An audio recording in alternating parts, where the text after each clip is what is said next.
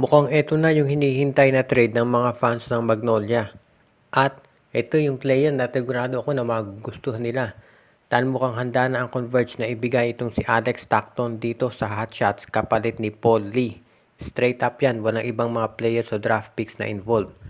Alam natin na itong si Alex Stockton ay kabibigay lamang dyan ng panibagong kontrata nitong Converge Fiber Xers. Pero sa tingin ko, payag na sila na i-trade ito kung si Paul Lee ang magiging kapalit.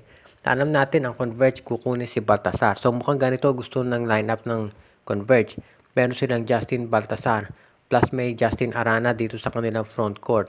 At dito sa backcourt nila, gusto nila na nandyan ito si Paul Lee.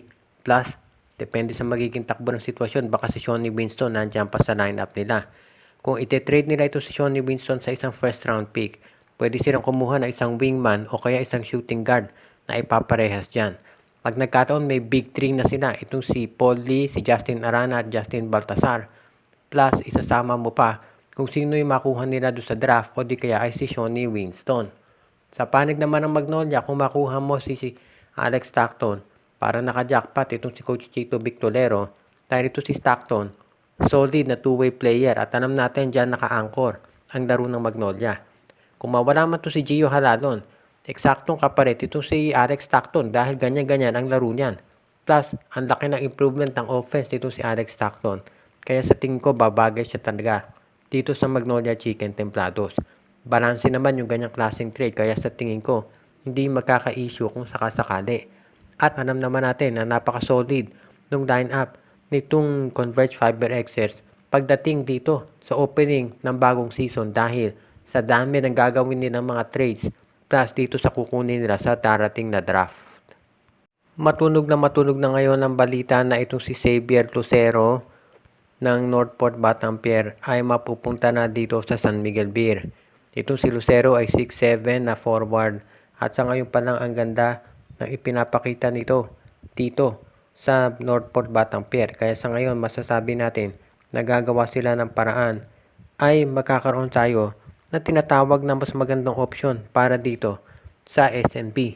Dahil katulad ng ilang beses na nating nabanggit, nahihirapan ng San Miguel Beer pagdating dito sa pagmamatch up ng big men sa Meralco Bolts. Buti na lamang nagamit ito si Vic Manuel at naging maganda performance niya. Pero tignan ninyo ang SMB kapag pinagsabay nila si Tautua at si Brondi at si Fajardo sa loob, ang papalit si Brondial at si Manuel na parehong undersized. Kaya ito dahilan kung ba't gustong kunin ng SMB itong si Vic Manuel. Kung sakaling o itong si Xavier Lucero rather. So ang mangyayari dyan, iti-trade ng SMB itong si Manuel para kay Xavier Lucero o di kaya naman si Brondial for Xavier Lucero. At kapag nangyari yan, magkakaroon na ng matangkad at athletic na player ang SMB na pwedeng isabay dito sa ibang mga big men na naglalabasan ngayon. Nakita na natin kung ano nagagawa ni Brandon Bates sa depensa ng Meralco. Mas mahaba pa nga playing time niya ngayon kaysa dito kay Almasan. Thus, marami pang big men na sasali dito sa darating na draft. So, ito talaga ang makikita nating sitwasyon na pagdating sa basketball ngayon, maski na sa NBA, nagbabalik na yung mga big men. At sa PBA, kailangan mag-adapt na rin ng mga players dyan. Ang Meralco, ganyan ang ginagawa. Ang TNT, ang lalaki na ng mga players. So, ang SMB, kinakailangan ganyan din ang gawin. Kumuha na ng matatangkad na players na pwedeng mag-match up dahil kapag nagkataon, baka mapag-iwanan sila. Kaya sa ngayon, gumagawa na plano management ng SMB para makuha ang serbisyo nitong si Xavier Lucero mula dito sa Northport Batangier.